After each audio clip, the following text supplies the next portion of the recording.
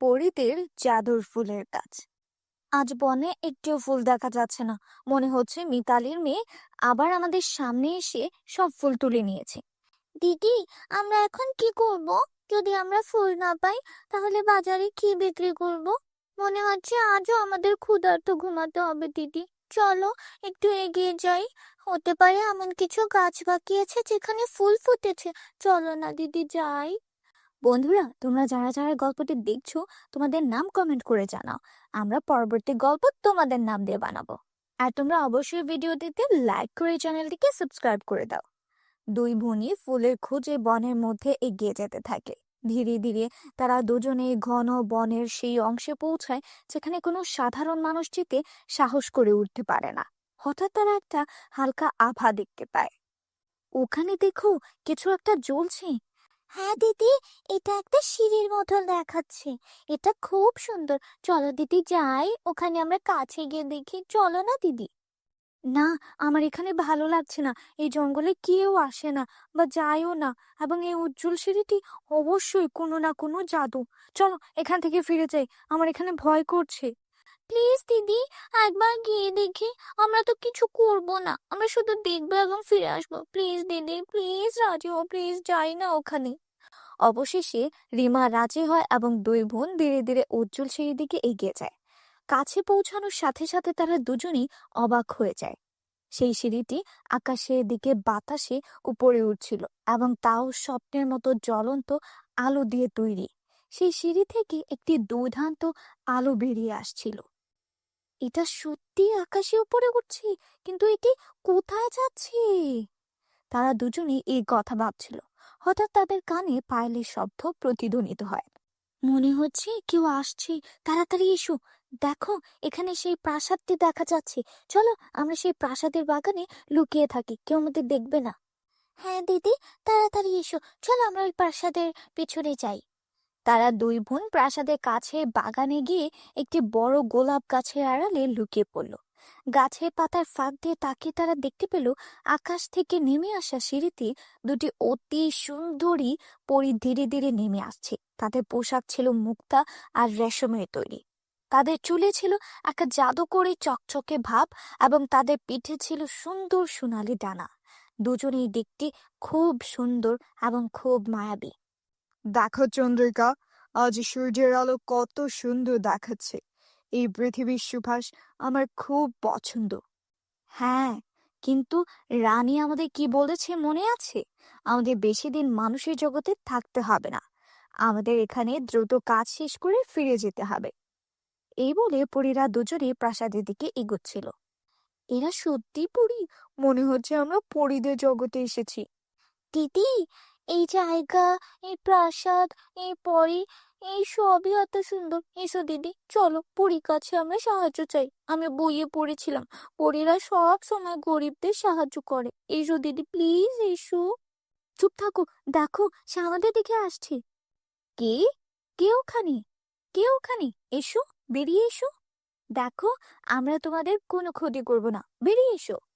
এই কথা শুনে তারা আর রিমা ফুলের আড়াল থেকে ধীরে ধীরে বেরিয়ে আসে, কাঁপতে কাঁপতে। তোমরা দুজনেই মানুষ, তাহলে এখানে এভাবে কি করছো? তুমি কি জানো এটা আমাদের পরীদের তৈরি একটা জাদুকরী পথ? আর তুমি এই প্রাসাদটি দেখছো? এই প্রাসাদটা আমাদের পরীদের জাদুকরী প্রাসাদ। আমরা ভুল করেছি পরী, দয়া করে আমাদের ক্ষমা করে দাও। দিদি, একবার পরীর কাছে সাহায্য চাইতে চেষ্টা করো, প্লিজ দিদি। চুপ করে এখান থেকে চলে যাও, অপেক্ষা করো। শোনো, তুমি কি আমাদের কিছু বলতে চাও? বলো, তুমি কি বলতে চাও? পরি, আমরা দুই বোন এতিম। এই পৃথিবীতে আমাদের কেউ নেই। আমরা কোনোভাবে জঙ্গল থেকে ফুল তুলে মন্দিরে বিক্রি করে বেঁচে থাকার চেষ্টা করি। কিন্তু গত কয়েকদিন ধরে মিতালি নামের একটি মেয়ে আমাদের সামনে এসে জঙ্গলের সব ফুল তুলে নেয়, যার কারণে আমরা কিছুই আয় করছি না। আমরা 2 দিন ধরে কিছুই খাইনি। তুমি কিভাবে জানো যে মিতালি জঙ্গল থেকে সব ফুল তুলে নিয়েছে? পরি, আমরা তা জানি না, কিন্তু মিতালি কয়েকদিন আগে আমাদের হুমকি দিয়েছিল যে যদি আমরা মন্দিরের বাইরে ফুল বিক্রি বন্ধ না করি তাহলে সে জঙ্গল থেকে সব ফুল চুরি করবে, যাতে আমরা আর কখনো ফুল বিক্রি করতে না পারি। কি? এর মানে মিতালি জঙ্গলের সুন্দর গাছগুলোতে ওষুধ ব্যবহার করেছিল, যাতে এই গাছগুলো আর কখনো ফুল না ফোটাতে পারে। এর মানে হলো রানী মায়ের সন্দেহ একেবারেই সঠিক ছিল। এই সবই সেই দুষ্ট মেয়েটি করেছে। আচ্ছা, তোমরা দুই বোন চিন্তা করো না, আমরা পরীরা সবসময় ভালো মানুষকে সাহায্য করি। তুমি কি এই প্রাসাদে দেখো? এই প্রাসাদের ভেতরে যাও এবং যত খুশি সোনা রূপা নিয়ে যাও। না পরি, আমরা সোনা রূপা চাই না। আমরা শুধু প্রতিদিন তাজা ফুল বিক্রি করতে চাই। আমরা এতেই বেঁচে থাকবো, কারণ আমাদের মা সব সময় কঠোর পরিশ্রম করে জীবিকা নির্বাহ করতে শিখিয়েছেন, এবং আমরা দুই বোনই আমরা আমাদের কঠোর পরিশ্রম করে জীবনযাপন করতে চাই। যদি তুমি আমাকে কিছু দিতে পারো, তাহলে আমাকে একটি সুন্দর গাছ দাও পরি। হ্যাঁ পরি, দিদি একেবারে ঠিক বলছে। ও বাহ, তুমি খুব ভালো আর তোমার মনও খুব ভালো। এই প্রাসাদের প্রথম গেটে তুমি একটি খুব সুন্দর জাদুকরি ফুলের গাছ পাবে। এই ফুলগুলো কখনো স্নান হবে না এবং কখনো শেষ হবে না। তুমি এটা নিয়ে তোমার উঠোনে লাগাও, তোমরা কখনোই ফুলের অভাব হবে না। আর দূর দূরান্ত থেকে মানুষ তোমাদের ফুল কিনতে আসবে। তোমাকে অনেক ধন্যবাদ পরি। এই বলে দুই বোনে ওই জাদুকরি প্রাসাদের প্রথম গেটের কাছে যায়। তারপর তারা দেখতে পায় যে সেখানে একটি খুব সুন্দর ফুলের গাছ লাগানো হয়েছে এবং কাছে প্রচুর সোনা রূপার মুদ্রা রাখা আছে। তারপর হঠাৎ সোনা রূপার মুদ্রা থেকে একটি আওয়াজ ভেসে আছে। আরে, এটা কি? তুমি কি এই সাধারণ গাছটিকে তোমার সাথে নিয়ে যাচ্ছ? আরে, যদি তোমাকে এটা নিতেই হয় তাহলে আমাদেরও তোমার সাথে নিয়ে যাও। আমরা ওই জাদুকরি প্রাসাদের জাদুকরি মুদ্রা। আমরা তোমার দারিদ্র্য চিরতরে শেষ করতে পারি, আর আমরা তোমাকে এত ধনী করতে পারি যে তুমি তোমার পুরো জীবন আরামে কাটাতে পারো। চলো, আমাকে তাড়াতাড়ি তোমার সাথে নিয়ে যাও। না না, আমরা টাকা চাই না। এই কথা বলার পর দুই বোনই ঐন্দ্রজালিক প্রাসাদ থেকে একটি গাছ বের করে এবং পরীকে ধন্যবাদ জানিয়ে তাদের বাড়িতেই ফিরে আসে এবং ঐন্দ্রজালিক প্রাসাদের গাছগুলো তাদের বাড়ি উঠোনে লাগায়। পরের দিন সকালে যখন সে ঘুম থেকে উঠে, সে দেখে যে ঐন্দ্রজালিক প্রাসাদটি একটি গাছে পরিণত হয়েছে এবং এতে খুব সুন্দর এবং আশ্চর্যজনক ফুল ফুটেছে, যার সুবাস দূর দূরান্তে ছড়িয়ে পড়েছে। দিদি, এই ফুলটি খুব সুন্দর। এর আগে আমি কখনো এমন ফুল দেখিনি। হ্যাঁ তারা, আমিও আমার জীবনে এত সুন্দর ফুল আগে দেখিনি। এরপর দুই বোনই ফুলগুলো তুলে বিক্রি করতে যায়। কিছুক্ষণের মধ্যেই তারা সব ফুল বিক্রি হয়ে যায়। অন্যদিকে এখন মিতালির কাছ থেকে কেউ ফুল কেনে না। এটা দেখে মিতালি খুব ঈর্ষান্বিত হয়। এভাবেই দিন কেটে যায়। সিতারার ফুল কয়েকদিনের মধ্যে পুরো গ্রামে বিখ্যাত হয়ে যায়। এখন অন্য গ্রাম থেকে মানুষ তারার ফুল কিনতে শুরু করেছে, কারণ তারা ফুলগুলো খুব সুন্দর এবং মনোমুগ্ধকর। কিন্তু কেউ মিতালির ফুল কিনে না। রিমা এবং তারার ফুলের মধ্যে এত বিশেষ কি যে সবাই তার কাছে ফুল কিনে? সেই আশ্চর্যজনক ফুলের গাছটি কোথা থেকে পেলো? আমাকে খুঁজে বের করতে হবে। তারপর মিতালি রিমাকে সেই ফুল সম্পর্কে সবকিছু প্রকাশ করতে বাধ্য করে। তাই এইসব ঘটছে পরিজাদুর প্রাসাদের ফুলের কারণে। আমাকেও সেখানে যেতে হবে এবং একই রকম একটি গাছ আনতে হবে। এই ভেবে মিতালি ও পরিজগতে নির্মিত জাদুর প্রাসাদে পৌঁছে যায় এবং সে সরাসরি জাদুর প্রাসাদে প্রবেশ করে। বাহ! সেই বুকারিমা বলেছিল যে আমি এখানে একটি ফুলের গাছ পাবো, কিন্তু এখানে প্রচুর সোনা এবং রূপা আছে। আমি এখান থেকে সমস্ত সোনা এবং রূপা নিব এবং এই পৃথিবীর সবচেয়ে ধনী ব্যক্তি হয়ে উঠবো। কেউ এখানে আসার আগে আমি দ্রুত সমস্ত সোনা এবং রূপা সংগ্রহ করে চলে যাই। কেউ দেখবে না। এরপর মিতালি সব সোনা রূপা একটা বস্তায় ভরে সেখান থেকে চলে যাওয়ার জন্য প্রস্তুত হয়। ঠিক তখনই সেই দুটি জাদুকরি পরী সেখানে চলে আসে এবং পরীরা বলতে থাকে, তাহলে তুমি সেই দুষ্ট ব্যক্তি যে তার ঈর্ষা এবং হিংসার বশে এই বনের নিষ্পাপ ফুলের উপর রাসায়নিক ঢেলে দিয়েছিলে, যাতে সেগুলোতে আর ফুল না ফুটে কোনোদিনও, তাই না? তুমি সেই ব্যক্তি না? এবং এখন তুমি আমাদের অনুমতি ছাড়াই আমাদের জাদুকরি প্রাসাদে প্রবেশ করেছো এবং প্রাসাদ থেকে সোনা রূপা নিচ্ছ। এই জন্য তোমাকে অনেক বড় শাস্তি দেওয়া হবে। সেই শাস্তি তোমাকে মাথা পেতে নিতে হবে। এই বলে পরি মিতালিকে বানরে পরিণত করে। এটাই তোমার কৃতকর্মের শাস্তি। এখন থেকে তুমি পুরো 1 মাস ধরে এই বনে বানরের মতো এখানে সেখানে ইচ্ছা মতো ঘুরে বেড়াবে। এটাই তোমার সমস্ত রূপের শাস্তি। তোমাকে এই শাস্তি ভোগ করতেই হবে। তবেই তুমি বুঝতে পারবে বিনা কারণে কাউকে কষ্ট দেওয়ার শাস্তি কি। মানুষকে কষ্ট দেওয়ার ফল তুমি এই শাস্তির মাধ্যমে টের পাবে। বন্ধুরা, তোমরা যারা যারা এখনো চ্যানেলটিকে সাবস্ক্রাইব করোনি, প্লিজ আমাদের এই চ্যানেলটিকে সাবস্ক্রাইব করে নাও। আর অবশ্যই ভিডিওটি ভালো লাগলে লাইক এবং কমেন্ট করো। জাদুকরি লেহেঙ্গার পরিন চাদর। ছোট্ট একটি গ্রামে কবিতা তার সৎ মায়ের সাথে বাস করত। কবিতা একদিন ঘুমের মধ্যে স্বপ্নে দেখে সে একটা রূপকথার জগতে চলে এসেছে। আরে বাহ, কত সুন্দর একটা জায়গা এটা! এখানে তো সব কিছুই জাদুকরি। ওয়াও, গাছটা কত সুন্দর লাগছে। হ্যাঁ কবিতা, এটা একটা জাদুকরি জগৎ, আর তুমি এখন সেই জগতে আছো। কি? জাদুকরি জগৎ? আমি সত্যি সত্যি জাদুকরি জগতে এসেছি। সঙ্গীতা একটু সামনে এগিয়ে যায় আর দেখতে পায় এক অসাধারণ সুন্দর লেহেঙ্গার কাজ। আরে বাহ, এটা তো জাদুকরি লেহেঙ্গার কাজ। আমার তো পরার মতো কোনো কাপড়ও নেই। এখনই এই গাছ থেকে সুন্দর কিছু লেহেঙ্গা তুলে নিই। আরে, এটা কি? এটা ছিঁড়ছে না কেন? নিচে নেমে আয়। আরে, এটা তো আরো উপরে উঠে গেল। ঠিক তখনই কবিতার কানে তার সৎ মায়ের গলা ভেসে আসে। আরে ও রানী, আজ ঘুমাতে থাকবি নাকি? উঠে ঘরের কাজকর্ম করবি না? সব সময় কুম্ভকর্ণের মতো ঘুমায়। কবিতা তখন মনে মনে বলতে থাকে, কি সুন্দর স্বপ্ন ছিল! ইস, যদি আমি এই জাদুকরি লেহেঙ্গাগুলো নিজের হাতে ছুঁতে পারতাম। উঠবি না, নাকি এভাবেই পাগলের মতো হাসতে থাকবি? গতকালের মার খেয়েও ভুলে গেছিস নাকি? না মা, যাচ্ছি এখনই। এই বলে কবিতা কাজে লেগে যায়। ঠিক তখনই তার সৎ বোন অনন্যা ঘুম থেকে ওঠে। আরে, 10টা বেজে গেছে। আজ আমাকে শপিং এ যেতে হবে। তাড়াতাড়ি গোসল করে আসি। তারপর অনন্যা একটা ড্রেস নিয়ে কবিতাকে বলে, শোন কাজের মেয়ে, আমার এই ড্রেসটা ভালো করে আয়রন করে দে। আমি গোসল করতে চাচ্ছি। ভালো করে করবি, না হলে মাকে বলে আবার তোকে মার খাওয়াবো। এই বলে অনন্যা গোসল করতে চলে যায়। কবিতা তাড়াতাড়ি অনন্যার ড্রেস আয়রন করতে শুরু করে। আরে বাহ, অনন্যা, এই ড্রেসটা কত সুন্দর! এই ড্রেসটা পরে একেবারে পরীদের মতো লাগবে অনন্যাকে। ইস, আমি যদি এমন একটা সুন্দর ড্রেস পরতে পারতাম। তখনই সেখানে অনন্যা চলে আসে আর বলে, তোর কানে কিছু ঢুকছে না নাকি? কবে থেকে তোর কাছে এই ড্রেসটা চাইছি। আরে হ্যাঁ অনন্যা, এই নাও তোমার ড্রেস।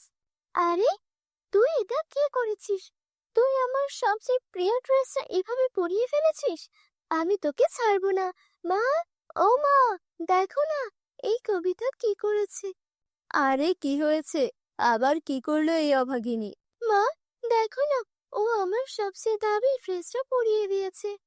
কি রে অভাগিনী, আমার মেয়ের ড্রেসটা পরিয়ে দিয়েছিস কেন? মা, আমার কিছু জানা নেই। আমি শুধু আয়রন করছিলাম। আমি ড্রেসটা পরাইনি মা। একে তো ভুল করিস, তারপর আবার মিথ্যা কথা বলিস। দেখছি তোর জিভ অনেক বেশি চলছে। দাঁড়া, তোকে এখনই দেখাচ্ছি। এই বলে সৎমা কামিনী কবিতাকে খুব মারতে থাকে। মা, ও এমনিতেই ঠিক হবে না। যদি ওকে এখনই না তাড়ানো হয়, ভবিষ্যতে আরো বিপদ করবে। ওকে বাড়ি থেকে বের করে দাও। তুই একদম ঠিক বলেছিস। এই মেয়ে কোনো কাজেই আসে না, শুধু খেয়ে খেয়ে যাচ্ছে। চল বের হ আমার বাড়ি থেকে। মা, মা, দয়া করে আমাকে মাফ করে দিন। এই পৃথিবীতে আপনাদের ছাড়া আমার আর কেউ নেই। আমি কোথায় যাব? মা, আপনি যা বলবেন আমি তাই করব। আমাকে বের করে দিবেন না প্লিজ। মা, ওর কথায় বিশ্বাস করো না, না হলে আবারও এই ভুল করবে। ঠিক আছে, আমি তোকে এক শর্তে এই বাড়িতে থাকতে দেব। তুই বাইরে গিয়ে কাজ করবি, আর নিজের উপার্জনের টাকায় আমার মেয়ের জন্য একদম সেই রকম ড্রেস কিনে আনবি। তখনই আমি তোকে এই বাড়িতে আবার থাকতে দেব। আমি এখন কোথায় যাব? কিন্তু আমি বুঝতে পারছি না, ড্রেসটা তো আমি পরাইনি। আমি নিজ হাতে ওটা আয়রন করেছিলাম, তবে ওটা হঠাৎ করে পরে গেল কিভাবে? এখন আমি সেই রকম আরেকটা ড্রেস কোথা থেকে আনবো? কবিতা সারাদিন কাজ খুঁজে এখানে ওখানে ঘুরে বেড়ায়, কিন্তু কোথাও কাজ পেল না। এক দোকানদারের সামনে গিয়ে বলে, মালকিন, আপনার দোকানে কোনো ছোটখাটো কাজ পাবো কি? না, এখন এখানে কোনো কাজ নেই। কে জানে কাজের অজুহাতে দোকান থেকে কিছু চুরি করে পালিয়ে যাবে নাকি। তোর চেহারা তো ঠিক ভিখারিনীর মতো, চল এখান থেকে। সবার কাছ থেকেই কবিতা অপমানিত হয়। এভাবেই সন্ধ্যা নেমে আসে, আর ক্লান্ত হয়ে সে মাটিতে বসে। তীব্র ক্ষুধায় তার পেট কাঁপছে। ক্ষুধার জন্য মনে হচ্ছে পেটের মধ্যে ইঁদুর দৌড়াচ্ছে। আমার তো 1 টাকাও নেই, এখন আমি কি করব? ঠিক তখনই তার কানে মন্দিরের ঘন্টার শব্দ আসে। লাখ লাখ ধন্যবাদ ভগবান, তুমি আমার খাবারের ব্যবস্থা করেছো। তারপর ববিতা মন্দিরে গিয়ে কিছু প্রসাদ নেয়, আর এক গাছের নিচে বসে খেতে শুরু করে। সে প্রথম লোকমাতে মুখে তুলতেই যাচ্ছিল, তখন এই বৃদ্ধ ভিখারি এসে বলে, মেয়ে, আমি অনেক দিন ধরে কিচ্ছু খাইনি, আমি খুব ক্ষুধার্ত, একটু খেতে দে মা, তোর দোয়া লাগবে, আমাকে সাহায্য কর মা। মা, এই নিন, এই খাবার আপনি খান, বেঁচে থাক মা, ভগবান যেন তোমার সব সময় সাহায্য করে। এই করে বৃদ্ধ ভিখারিনী চলে যায়।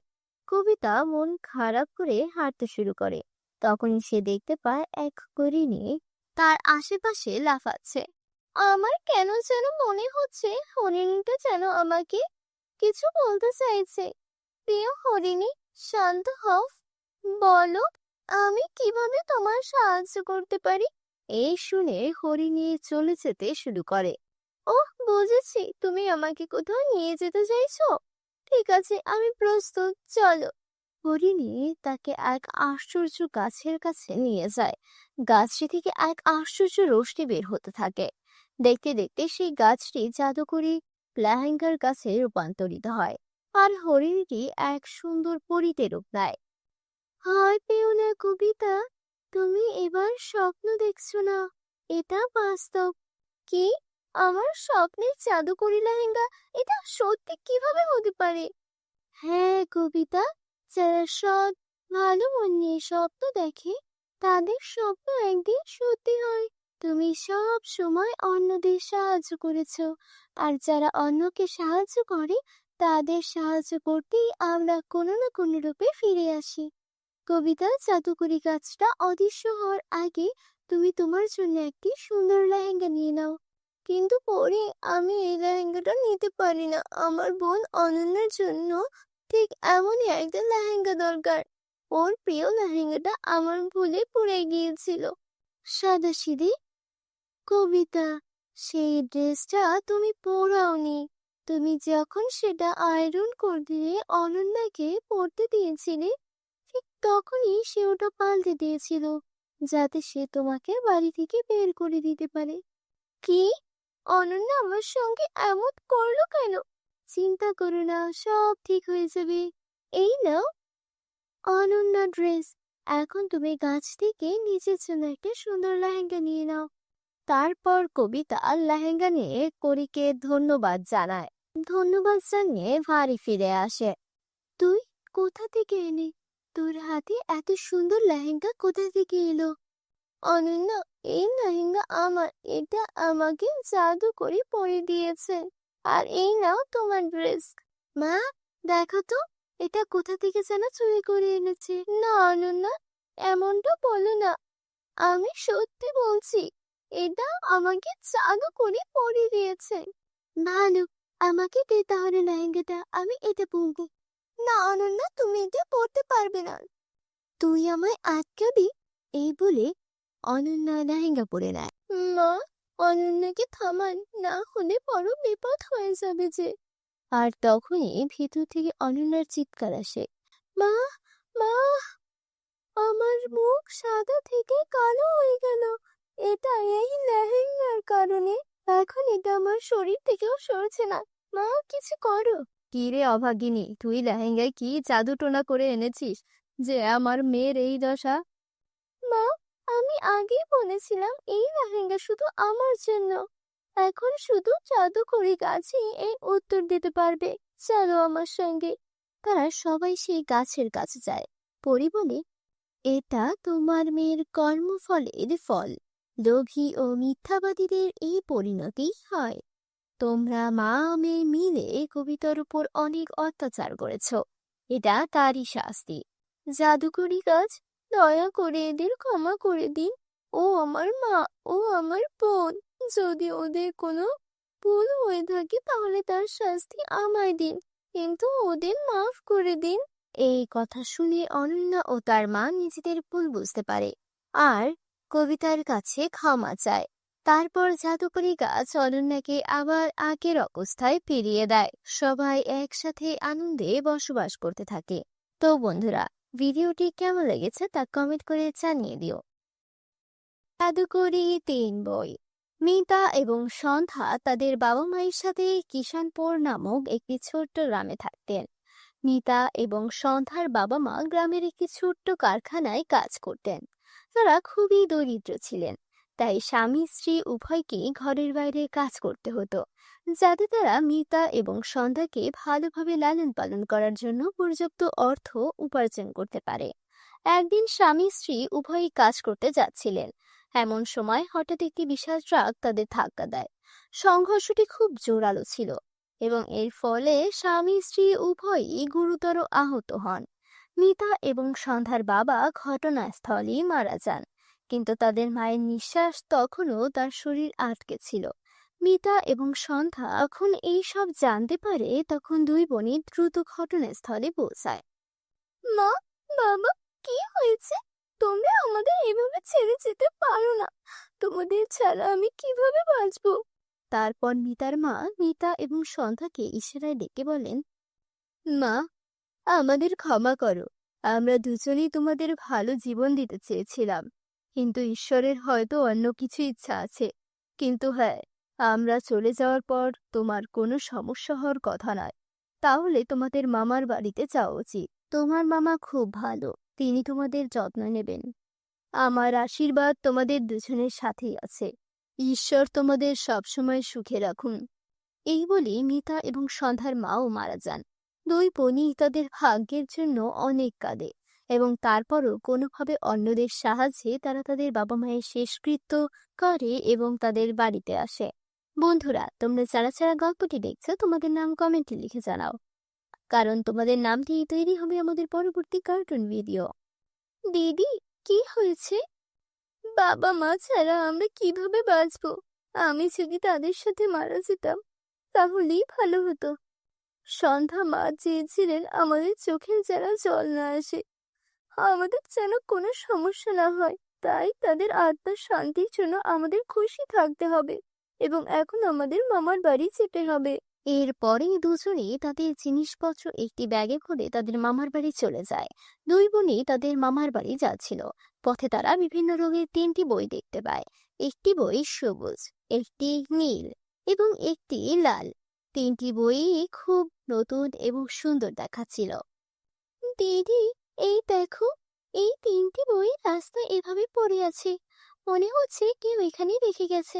যাই হোক, এই বইগুলো দেখতে খুবই ব্র্যান্ডেড। তাদের দাম নিশ্চয়ই খুব বেশি, তাই না? হ্যাঁ, তুমি একেবারে ঠিক বলেছ। 3টি বই খুব নতুন এবং ব্র্যান্ডেড দেখাচ্ছে। আমি জানি না এগুলি কার, কে এখানে এগুলো রেখে গেছে। দিদি, এখানে কেউ দেখা যাচ্ছে না।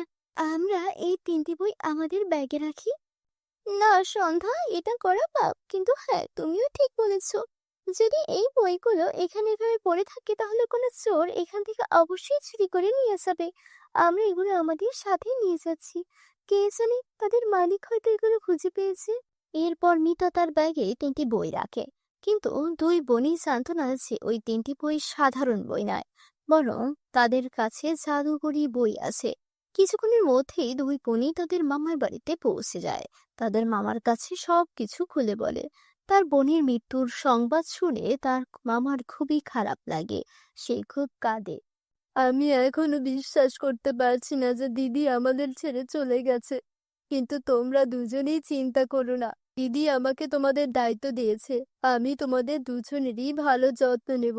তোমরা আমার মেয়ে দিবার মতো ভালো জীবনযাপন করবে। ধন্যবাদ মামা, হয়তো সেই কারণেই মা তোমার কাছে আসতে বলেছে। তারপরে মামি বলেন, হ্যাঁ, তোমার মা মনে করেন যে এই বাড়িটি কোনো ঘর নয়, একটি এতিমখানা। তাই দিয়ে তোমাদের সবাইকে এখানে পাঠিয়েছে। তোমার জিভ নিয়ন্ত্রণ করো। তুমি আমার মৃত বোনের কথা বলছো। আর হ্যাঁ, এখান থেকে মিতা আর সন্ধ্যা কোথাও যাবে না। তুমি এখানেই থাকবে। আমি কাল সন্ধ্যায় শহরে যাচ্ছি, কিন্তু তোমাকে তাদের দুজনেরই ভালো করে যত্ন নিতে হবে। আমি চাই না দিদি চলে যাওয়ার পর তাদের কোনো সমস্যা হোক।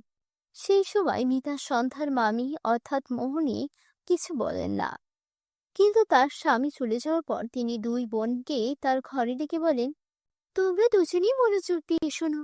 এটা কোনো এতিমখানা নয় যেখানে তোমরা মাথা উঁচু করে এসেছো। এখানে থাকতে চাইলে তোমাদের কাজ করতে হবে। তোমাদের দুই বোনকে সকালের নাস্তা থেকে শুরু করে রাতের খাবার, কাপড়, বাসনপত্র এবং ঘর পরিষ্কার পরিচ্ছন্নতা পর্যন্ত ঘরের সমস্ত কাজ করতে হবে। তোমাদের দুই বোনকে রান্নাঘরের দেখাশোনা করতে হবে। মিতা রান্না করবে আর ঘর পরিষ্কার করবে তোমার ছোট বোন। চিন্তা করো না মামি, আমি একাই সব কাজ করতে পারবো। সন্ধ্যা এখনো ছোট, সে এত কাজ করতে পারবে না। সে ঘরের কাজকর্মও জানে না। সে খাবার খেতে জানে, ঠিক যেভাবে খায় সেও একইভাবে কাজ করবে।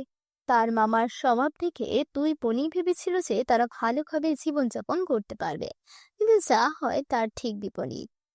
দুই বোনই সারের মতো কাজ শুরু করে। দিন শেষ হয় কিন্তু দুই বোনের কাজ শেষ হয় না। কাজ করার সময় সন্ধ্যার হাতে ফোসকা পড়ে।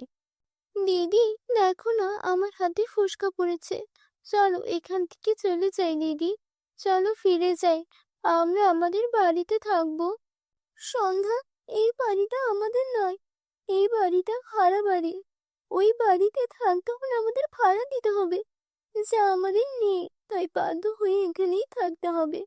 সারাদিন কাজ করার পর দুই বোনই ক্লান্ত হয়ে তাদের ঘরে যায়। সেখানে মিতা সন্ধ্যাকে বসিয়ে মোহিনীর কাছে খাবার আনতে আসে। মামি, তুমি বলেছিলে সারাদিন কাজ করার পর তুমি আমাদের খাবার দেবে। আমরা দুজনেই খুব ক্ষুধার্ত। আমরা দুজনেই সকাল থেকে কিচ্ছু খাইনি। দয়া করে আমাদের খাবার দাও। এখানে অপেক্ষা কর, আমি এখনই এনে দিচ্ছি। এই বলে মোহিনী রান্নাঘরে যায় আর 2 দিনের পুরনো বাসি রুটি এবং একটি পেঁয়াজ নিয়ে আসে এবং দুই বোনের হাতে তুলে দেয়। মামি, এটা কি? তুমি কি দেখতে পাচ্ছ না? এটা খাবার। কিন্তু মামি, এটা তো বাসি রুটি আর পেঁয়াজ। আমরা এটা কিভাবে খাবো? আর যাই হোক, সন্ধ্যা শুধু শুকনো খাবার কিনে খেতে পারে। যদি তোমার কাছে সবজি না থাকে তাহলে আমাকে 1 গ্লাস দুধ দাও। আমি ওকে দুধের সাথে রুটি খাওয়াবো। তুমি কি করে মনে করো এই বাড়িটা একটা হোটেল? আমি তোমাকে দুধ, রুটি সবকিছু দেব। তোমাকে যা দেওয়া হবে তা খেয়েই তোমাদের বেঁচে থাকা উচিত। আর তোমার বোন রাজকন্যা নয়। বেচারা মিতা আর কিছু বলে না। দিদি, এটা কেমন পশুর মতো খাবার? মামি সারা দিন আমাদের এত কাজ করে এটা খেতে দিল। আমার মনে হচ্ছে আমাদের ভাগ্য ফুরিয়ে গেছে, তাই আমাদের সাথেই এইসব হচ্ছে। তারপর পথে যাওয়া বই থেকে একটা শব্দ ভেসে আসে, কিন্তু এখন তোমার ভাগ্য বদলে যাবে। আরে, এই শব্দ কোথা থেকে এলো? দুই বোনই পিছনে ফিরে তাকায় এবং তাদের পিছনে ওই 3টি জাদুর বই দেখতে পায়। ভয় পেও না, আমরা 3জনই জাদুর বই যা তুমি রাস্তা থেকে তুলে এনেছিলে।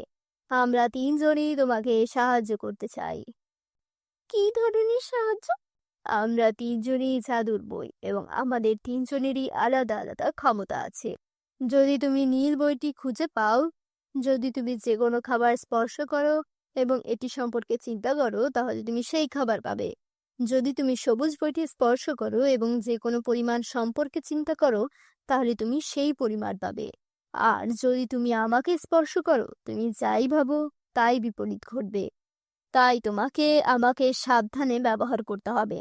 এই সব শুনে উভয় বোনই খুব খুশি হয় এবং ওই 3টি জাদুর বইকে ধন্যবাদ জানায় এবং পেট ভরে খায়। পরের দিন সকালে দুই বোন মোহিনীর কাছে গিয়ে বলে, মামি, আমরা দুই বোনই এখান থেকে চলে যাওয়ার কথা ভেবেছি। আমরা দুই বোনই আর তোমার উপর বোঝা হতে চাই না। ভালোই হয়েছে, তাড়াতাড়ি এই বাড়ি ছেড়ে চলে যাও। দুই বোনই তাদের সমস্ত জিনিসপত্র এবং 3টি জাদুর বই নিয়ে সেখান থেকে চলে যায়। সে চলে যায় এবং তারপরই সেই 3টি বইয়ের সাহায্যে সে একটি খুব বড় বাড়ি তৈরি করে এবং একটি ভালো জীবনযাপন শুরু করে। বন্ধুরা, যদি তোমাদের আমাদের এই গল্পটি ভালো লেগে থাকে তাহলে অবশ্যই তোমাদের বন্ধুদের সাথে শেয়ার করো।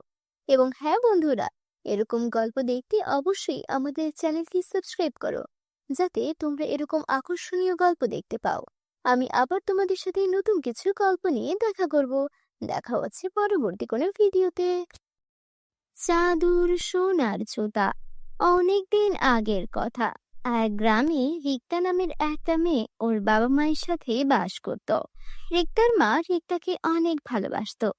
একদিন রিক্তার জন্মদিন ছিল। ওর মা ওর জন্য একটা কেক আনার জন্য গিয়ে রোড অ্যাক্সিডেন্ট হয়ে সেখানেই মারা যায়। রিক্তা তখন অনেক ছোট, তাই ও কিছুই বুঝতে পারে না। আত্মীয় স্বজন এলে তারা সবাই রিক্তার কথা চিন্তা করে রিক্তার বাবাকে আবারও বিয়ে করতে বলে। রিক্তার বাবা কাজল নামের একজন মহিলাকে বিয়ে করে নিয়ে আসেন। মা রিক্তা, বেরিয়ে এসো, দেখো আমি তোমার জন্য কাকে নিয়ে এসেছি। কে বাবা উনি? উনি তোমার মা। বাবা, আমার মা তো এমন দেখতে নয়, তুমি মিথ্যে বলছো। আমার মা দেখতে অন্যরকম, ইনি আমার মা নয়।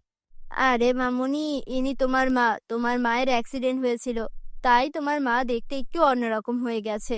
তুমি তোমার মায়ের সঙ্গে এখন থেকে সুন্দর করে মিলেমিশে থাকবে। আচ্ছা বাবা, ঠিক আছে। এই যে মামুনি, এদিকে এসো, আমি তোমার মা হই। এদিকে এসো, তোমার আরেকটা ভাইও আছে, তুমি তোমার ভাইকে দেখবে? হ্যাঁ মা, আমি আমার ভাইকে দেখতে চাই। আচ্ছা, তোমার ভাই একটু হাসপাতালে আছে, একটু অসুখ হয়েছে তো, 2 দিন পর আসবে। রিক্তার বাবার সামনে রিক্তার সৎ মা কাজল রিক্তার সঙ্গে ভালো আচরণ করত। ওকে মজার মজার খাবার রান্না করে খাওয়াতো, ওকে একদম নিজের মেয়ের মতোই ভালোবাসতো। 2 দিন পর রাজু আসে রিক্তাদের বাড়িতে। রাজু এসে রিক্তার সঙ্গে খারাপ আচরণ করতে শুরু করে। এই যে খেলনাটা আমাকে দে, এটা আমি চালাবো। কেন? এটা তো বাবা আমাকে কিনে দিয়েছে, এটা তুমি কেন চালাবে? এটা আমার গাড়ি। না, এটা আমার গাড়ি, আমাকে দে, আমি এই গাড়ি চালাবো, দে বলছি, দে। 2 ভাই বোনের মধ্যে গাড়ি নিয়ে টানাটানি শুরু হয়। বন্ধুরা, তোমরা যারা যারা গল্পটি দেখছো এখনই তোমাদের নাম কমেন্টে লিখে জানাও। তখন সেখানে রিক্তার বাবা চলে আসে। কি হচ্ছে এখানে? তোমরা এমন মারামারি করছো কেন? বাবা দেখো, এই গাড়িটা আমার, তারপরও রাজু ভাইয়া আমার থেকে গাড়িটা কেড়ে নিতে চাইছে। আচ্ছা ঠিক আছে মাবুরি, রাজু যেহেতু চাইছে গাড়িটা তুমি ওকে দিয়ে দাও, আমি তোমাকে একটা নতুন গাড়ি কিনে দিব। আচ্ছা বাবা, ঠিক আছে। তার কয়েকদিন পর শহরে একটা বড় কাজের উদ্দেশ্যে রিক্তার বাবার বাইরে যেতে হয়। যাওয়ার আগে সে রিক্তাকে ও তার মাকে ডেকে বলে, শোনো মামুনি, তুমি তোমার মায়ের কাছে থাকবে, আমি তোমার জন্য টাকা পাঠাবো, আর তোমার যা খেতে ইচ্ছে করবে সব তোমার মা তোমাকে বানিয়ে দিবে। তোমার মায়ের সঙ্গে থাকতে তোমার কোনো অসুবিধা হবে না তো? না বাবা, মা তো আমাকে অনেক ভালোবাসে, আমার কোনো অসুবিধা হবে না। আরে, তুমি এত চিন্তা করছো কেন? তুমি নিশ্চিন্তে কাছে যাও, আমি আমার মেয়েকে আদরেই রাখবো, তুমি নিশ্চিন্তে থাকতে পারো। যাও, মন দিয়ে কাজ করবে। এরপর রিক্তার বাবা শহরে কাছে চলে যায়। উনি যাওয়ার পরপরই কাজল তার আসল রূপ দেখাতে শুরু করে। এই রিক্তার বাচ্চা, রিক্তা, ঘুম থেকে উঠিসনি এখনো? তাড়াতাড়ি এদিকে আয়। কি ব্যাপার মা, আজকে মতন এমন করছি কেন? যাই তো দেখি। হ্যাঁ মা, বলো, কি হয়েছে? চা, আমার জন্য চা বানিয়ে নিয়ে আয়। মা, আমি তো কখনো রান্নাঘরেই যাইনি, আমি কি করে চা বানাবো? রান্নাঘরে যাসনি, এখন যাবি? যা বলছি তাই কর। আচ্ছা ঠিক আছে মা, যাচ্ছি। তারপর রিক্তা ওর ছোট ছোট হাতগুলো দিয়ে মায়ের জন্য চা বানিয়ে নিয়ে আসে। আরে বাহ, তোর হাতে চা তো খুব মজার হয়েছে। আজকে থেকে সব চা তুই বানাবি। তোর কাজ ছিল আমাকে 3 বেলা চা করে দেওয়া। রিক্তা ওর মা যা বলতো তাই শুনতো, কিন্তু সৎ মা রিক্তার উপর অনেক অত্যাচার করত। আর ধীরে ধীরে বাড়ির সব কাজ রিক্তাকে দিয়ে করাতে শুরু করে। রিক্তাকে ঠিকমতো 2 বেলা খাবারও খেতে দিত না। একদিন রিক্তা কাঁদতে কাঁদতে ঘরে এসে ঘুমিয়ে পড়লো। তখন স্বপ্নে ওর আপন মা এসে ওকে দেখা দিল। তার সাথে ইশারা করে একটা বাক্স দেখালো। রিক্তা ঘুম থেকে উঠে খাটের নিচ থেকে সেই বাক্সটা বের করলো, আর দেখলো সেখানে অনেক সুন্দর একটা সোনালী রঙের জুতা রাখা আছে। মা, আমাকে স্বপ্নে এই জুতাটাই দেখাচ্ছিল, নিশ্চয়ই এটা কোনো বিশেষ জুতা হবে, এটা পরে দেখি তো। তারপর রিক্তা ওই জুতোটি পরে বাড়ির সব কাজ করতে রাখলো। অন্যান্য দিনের তুলনায় আজকে সব কাজ ও খুবই দ্রুত করে ফেললো। আরে বাহ, আজকে সব কাজ কত তাড়াতাড়ি করে ফেললাম। সবকিছু মায়েরই চাদর জুতার যেন হয়েছে। আমি বুঝতে পেরেছি ইনি যে আছেন ইনি আমার আপন মা নয়, আমার স্বপ্নে যিনি এসেছিলেন তিনিই হলেন আমার আপন মা। এরপর থেকে রিক্তা যে কোনো কাজ অনেক দ্রুত করে ফেলতো। আর মায়ের দেওয়া জাদুর জুতার সাহায্যে ও এখন একটু আরামে দিন কাটাচ্ছিল। 2 দিন পর ওর বাবা শহর থেকে বাড়িতে আসে। কোথায় আমার রিক্তা মামুনি, দেখো তোমার জন্য কতগুলো খেলনা এনেছি। রিক্তা, তোমাকে এত চিকন লাগছে কেন মামুনি?